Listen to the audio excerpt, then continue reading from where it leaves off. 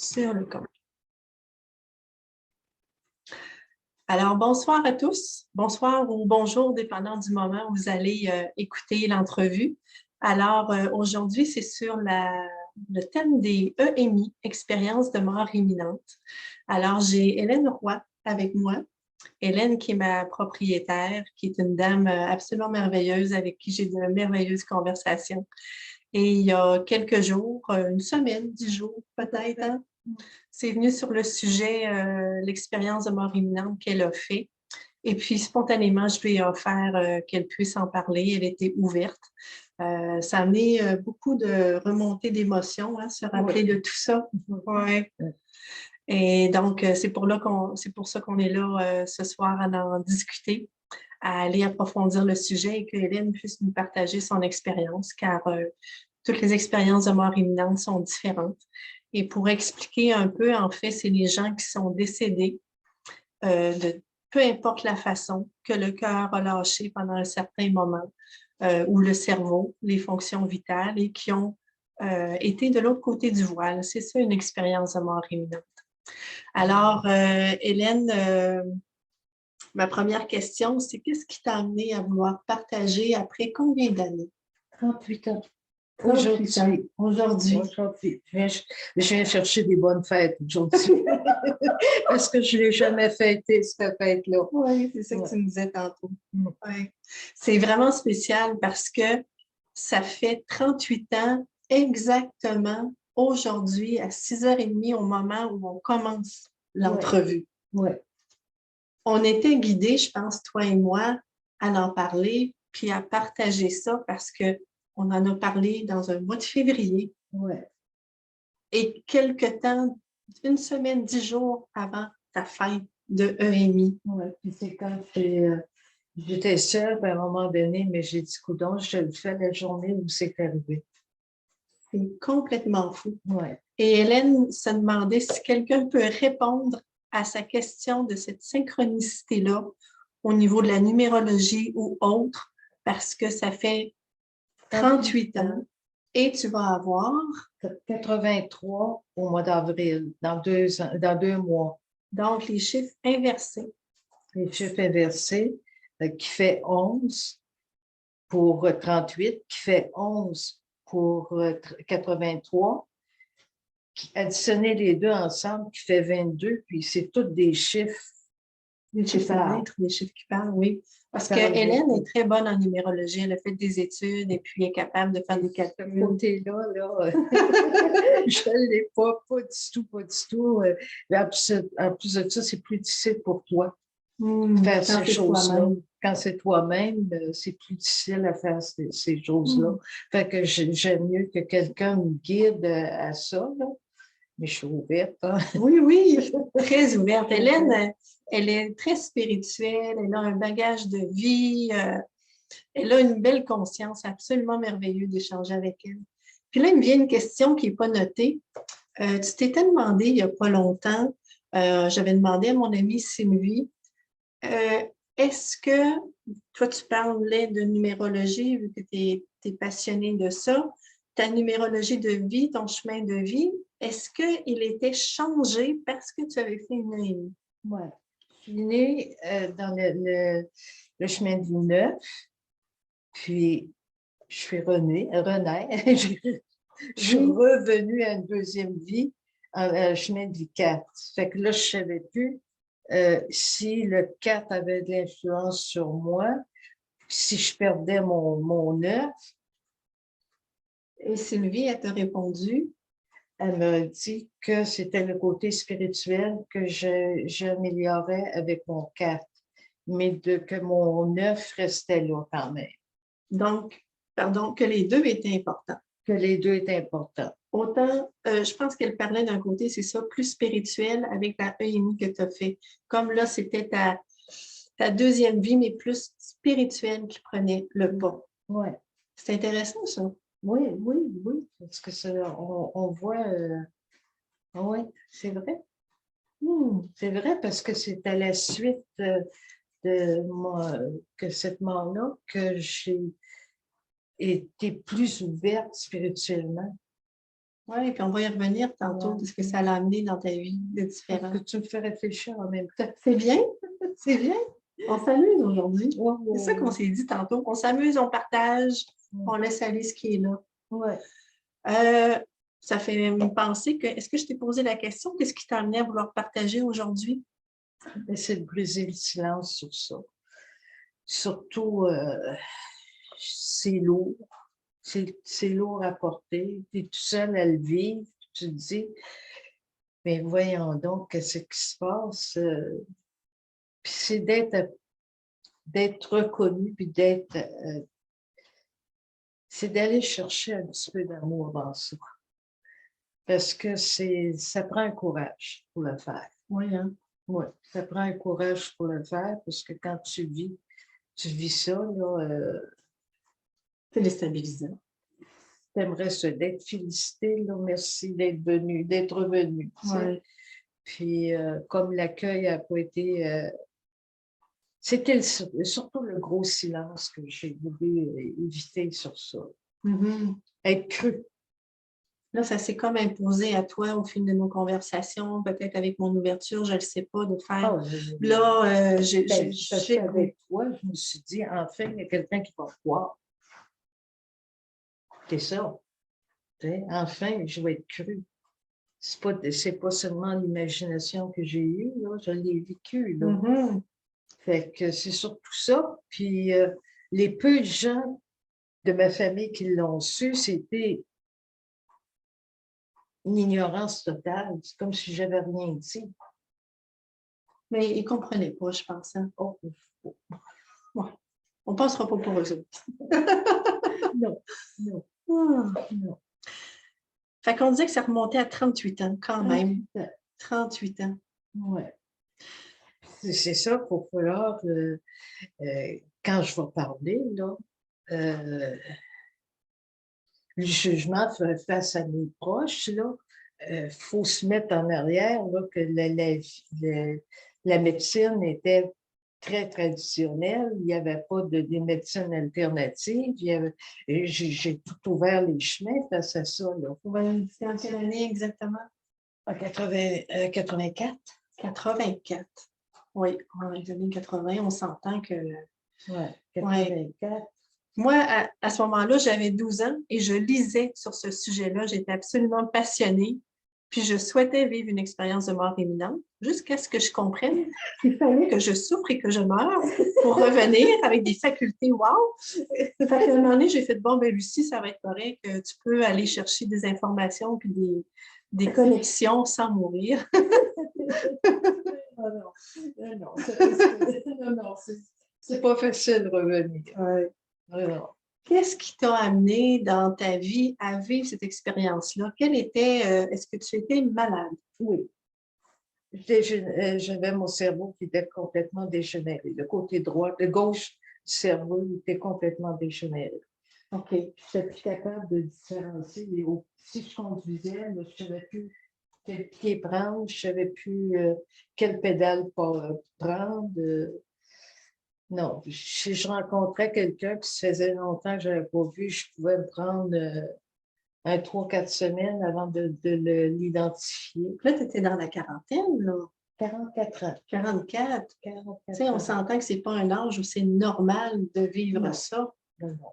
Une dégénérescence du cerveau. Quand j'ai rencontré mon premier médecin en New j'avais 44 ans, puis il me dit que j'étais rendue à 90 ans de dégénération. Fait que... mais je suis rendue à 83, puis je revis. Mais oui! Oui, je revis. Et à ce moment-là, cette journée-là, à 6h30 du soir, t'es où? T'es dans ton lit? Je suis dans mon lit chez nous. C'est-à-dire qu'à 5h30, j'étais dans mon lit chez nous, puis là, j'ai fait le passage. Ça commence par une rigidité de ton corps incroyable. J'avais l'impression que le matelas, c'était un bloc de ciment, puis j'étais pris dans mon bloc de ciment. Puis là, il s'est passé dans mes oreilles, il y avait un bruit infernal. Puis je disais, mais qu'est-ce que c'est ça, ce bruit infernal-là? Puis là, j'ai commencé à voir tout ce que j'avais accompli. Une rétrospective de ta vie? Oui. OK. Oui. Puis là, à un moment donné, j'ai la réflexion, je dis, hey, j'ai oublié de faire mon testament. Puis là, après, là, tu prends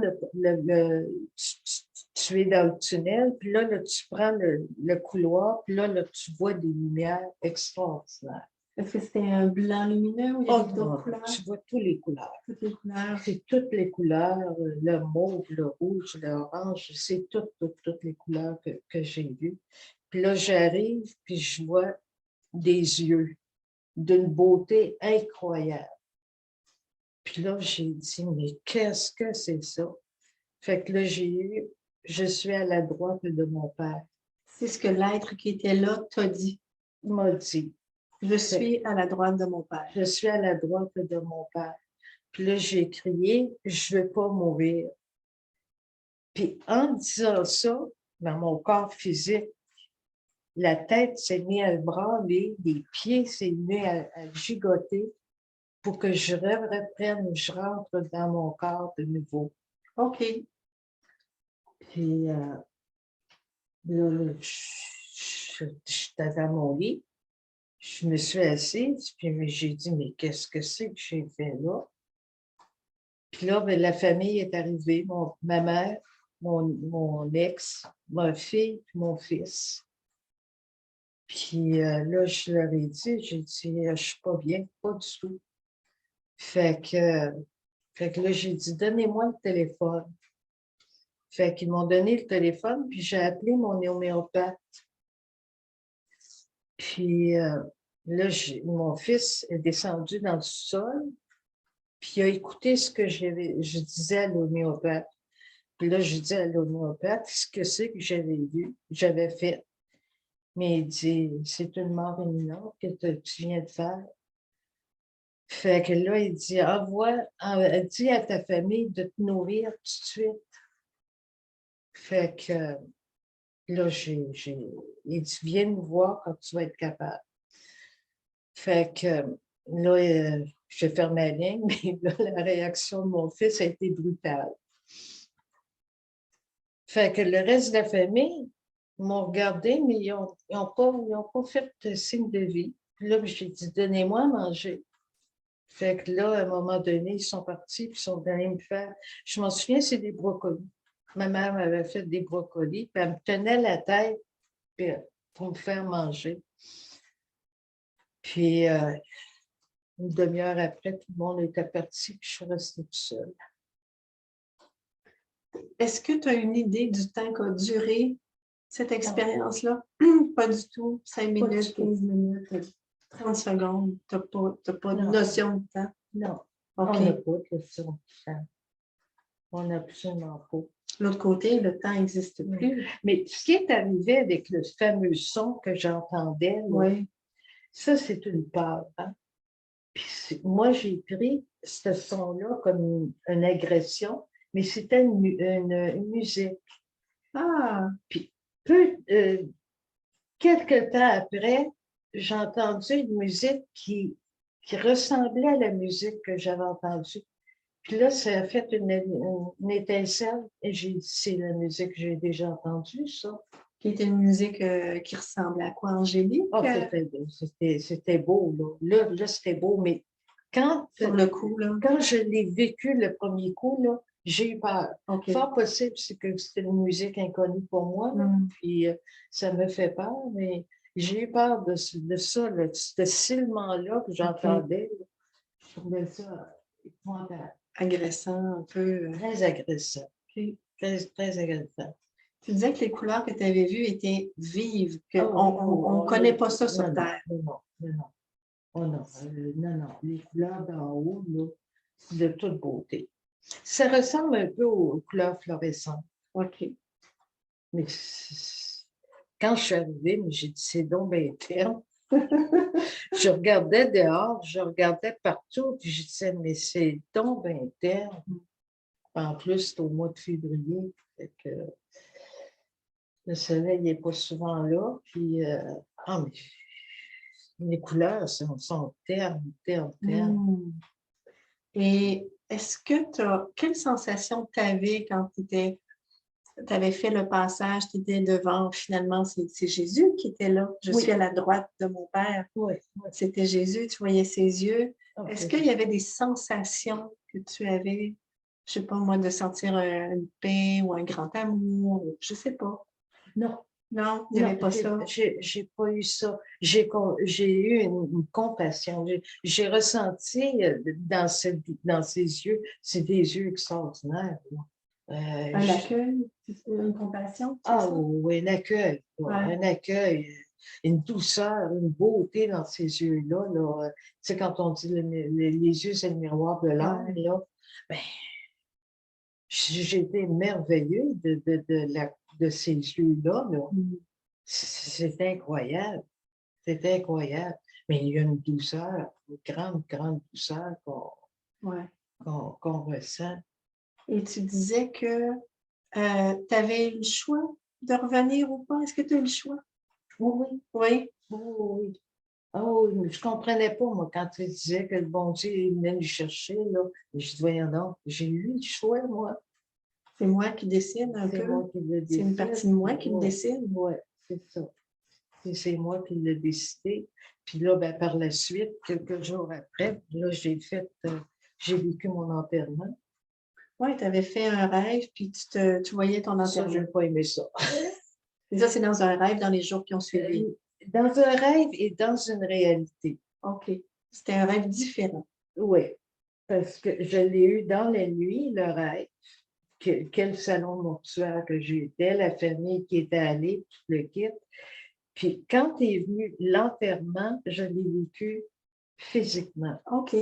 J'étais allée dans un trou, une margelle, là, puis il y a de la terre qui est tombée, puis là, j'ai pas aimé ça, pas du tout, pas du tout.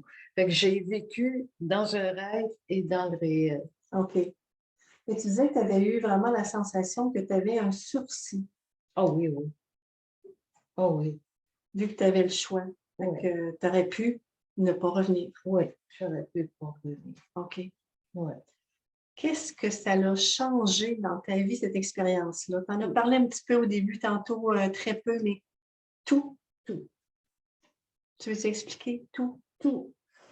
Euh, de découvrir le pourquoi des choses. Euh, c'est tout, c'est le cheminement total. En plus, je suis un chemin du neuf.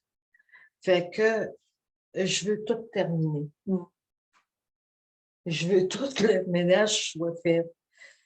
Fait que d'avoir ce sourcil-là pour finir de régler toutes mes bébés, Mhm. je trouve ça extraordinaire. Tu sais, ça change tout. Tu penses plus pareil, tu vois plus pareil. Euh, Ça change tout. ça change Mm. Ça change tout. C'est- c'est- tu manges plus pareil, tu fais plus pareil, tout, tout, tout. Est-ce que c'est suite à cette expérience-là que tu as commencé à aller voir une dame, Madame Paradis, qui t'a, pendant plusieurs années, que tu as cheminé avec elle pour t'amener des compréhensions? C'est tout de suite à ton EMI, Non, c'est à la suite de mon divorce. qui était après ton EMI? Oui, qui était après. OK. Qui était après. Parce que là, je continuais à être toujours être victime, puis être dans la violence, dans l'incompréhension, puis tout le kit. Puis là, j'ai dit, là, moi, il faut que j'aille voir. Là, j'avais plus de. Il n'y avait plus rien qui m'attachait à ça, OK. à ce passé-là. Je voulais l'éliminer au complet. Fait que là, j'ai dit, je vais aller voir. Quelqu'un qui va pouvoir me guider, m'apporter des réponses. M'apporter des réponses. Puis là, ben, elle confirmait, c'est une des seules qui confirmait avec moi qu'est-ce qui s'était passé. Puis je l'ai fréquenté longtemps. Mhm.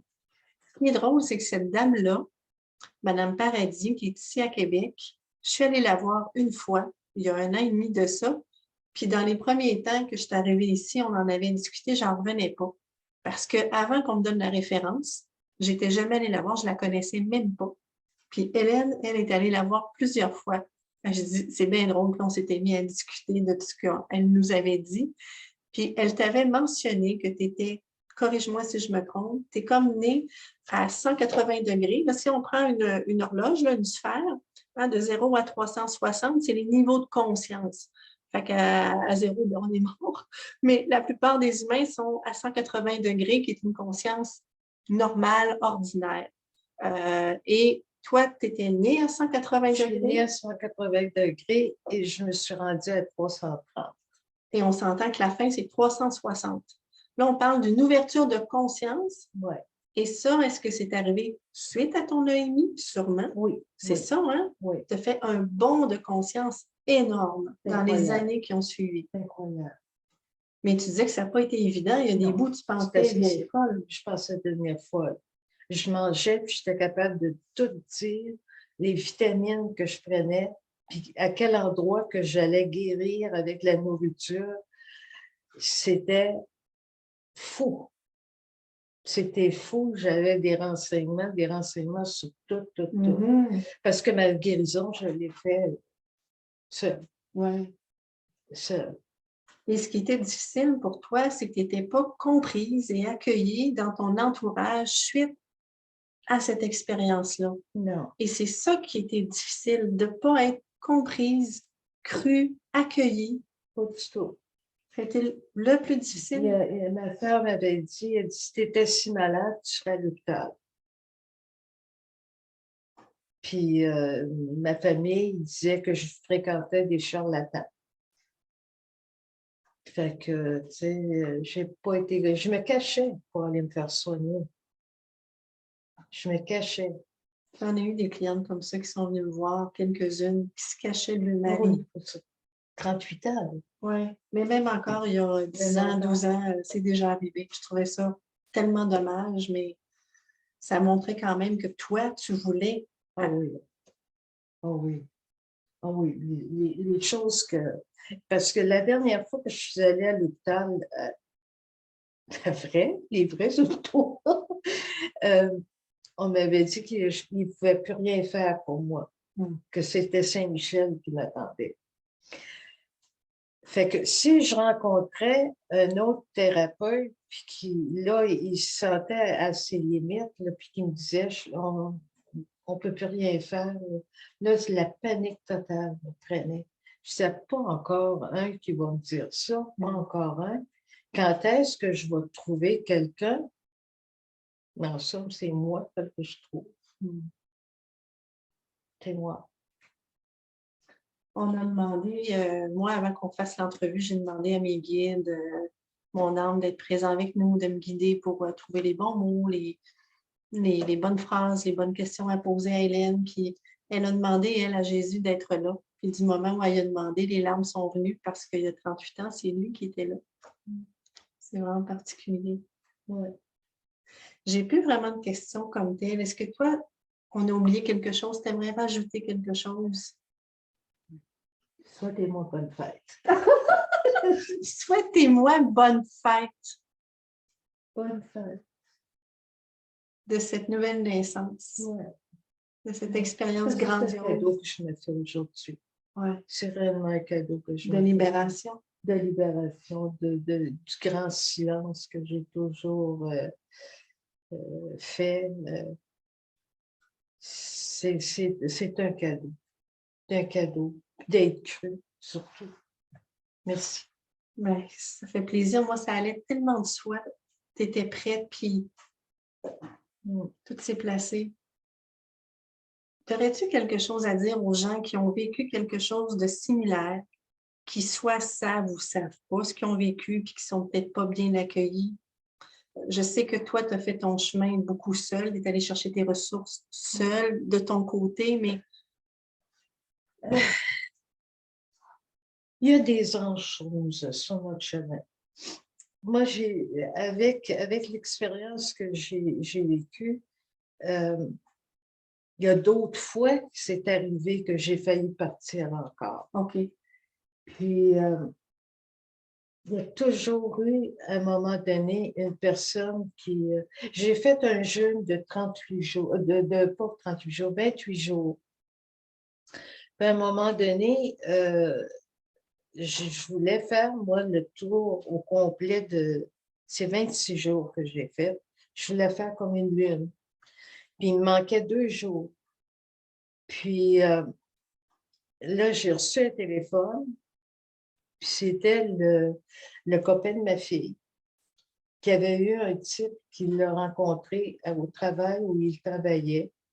Puis il lui a dit, appelle ta belle-mère et dis-lui de manger, ça presse.